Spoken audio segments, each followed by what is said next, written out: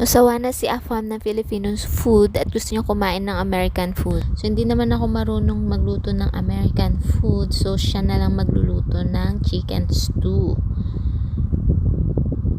So, ganito pala sila magluto ng chicken stew. Pinapakuluan lang yung chicken.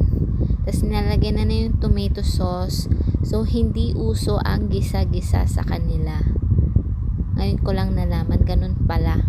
Hindi sila nagigisa ng sibuyas, bawang, whatsoever, or luya para matanggal yung lansa ng chicken. So, ayan, pinakuluan lang nila yung chicken with a little bit salt.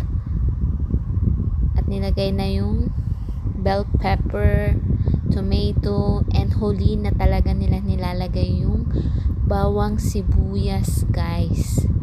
Hindi sila nagigisa, hindi uso ang gisa-gisa sa kanila. And madaming sabaw. Parang afritada to sa atin, tong chicken stew, sa pagkakahawig. Kasi sour siya.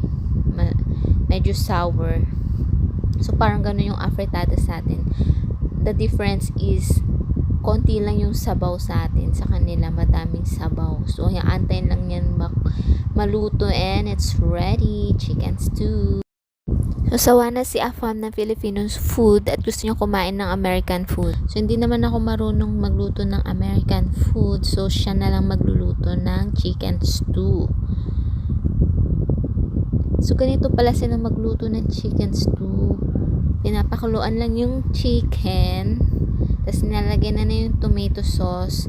So hindi uso ang gisa-gisa sa kanila. Ngayon ko lang nalaman, ganun pala. Hindi sila nagigisa ng sibuyas, bawang, whatsoever, or luya para matanggal yung lansa ng chicken. So, ayan, pinakuluan lang nila yung chicken with a little bit salt. At nilagay na yung bell pepper, tomato, and huli na talaga nila nilalagay yung bawang sibuyas, guys. Hindi sila nagigisa, hindi uso ang gisa-gisa sa kanila. And madaming sabaw. Parang afritada to sa atin, tong chicken stew, sa pagkakahawig. Kasi sour siya. Medyo sour. So parang gano'n yung afritada sa atin.